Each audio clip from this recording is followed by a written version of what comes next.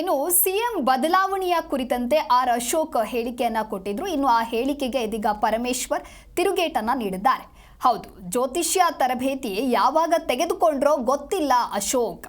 ನಮ್ಮ ಪಕ್ಷದಲ್ಲಿ ಬದಲಾವಣೆಯ ಸೂಚನೆಯೇ ಇಲ್ಲ ಅಂತ ಹೇಳಿ ಬೆಂಗಳೂರಿನಲ್ಲಿ ಸಚಿವ ಪರಮೇಶ್ವರ್ ಹೇಳಿಕೆಯನ್ನ ಕೊಟ್ಟಿದ್ರು. ಸಿಎಂ ಬದಲಾವಣೆಗೆ ಅಶೋಕ್ ಹೇಳಿಕೆಯ ವಿಚಾರಕ್ಕೆ ಸಂಬಂಧಪಟ್ಟಂತೆ ಜ್ಯೋತಿಷ್ಯ ತರಬೇತಿಯನ್ನ ಯಾವಾಗ ಆರ್ ಅಶೋಕ್ ತೆಗೆದುಕೊಂಡ್ರೋ ಗೊತ್ತಿಲ್ಲ, ನಮ್ಮ ಪಕ್ಷದಲ್ಲಿ ಬದಲಾವಣೆಯ ಸೂಚನೆಯೇ ಇಲ್ಲ ಅಂತ ಬೆಂಗಳೂರಿನಲ್ಲಿ ಸಚಿವ ಪರಮೇಶ್ವರ್ ಈ ರೀತಿಯಾಗಿ ಹೇಳಿಕೆಯನ್ನ ಕೊಟ್ಟಿದ್ದಾರೆ.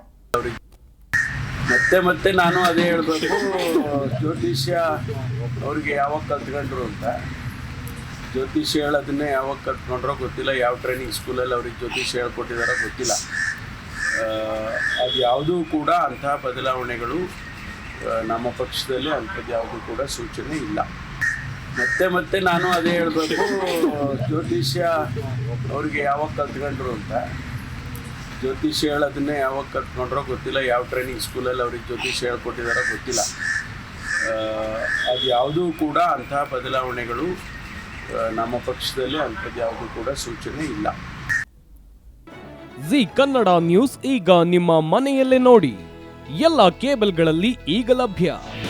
ನಿಮ್ಮ ನೆಚ್ಚಿನ ಜಿ ಕನ್ನಡ ನ್ಯೂಸ್ ಈಗ ಸನ್ ಡೈರೆಕ್ಟ್ ನಲ್ಲಿ number 292, Tata Play number 1664, Jio TV number 1334, NXT digital number 30, N cable number 30, city networks 51, U digital number 162, GTPL number 17, Rockline telecommunications number 42, Shri Basaveshwara cable number 168, rural cable network 60, Vinayaka digital 57, Abhishek cable 821, city channel 53, Siddeshwara cable network 57, V4 digital infotech 628, Surya digital networks 53, Gajanan digital number 836, Malnad infotech private limited number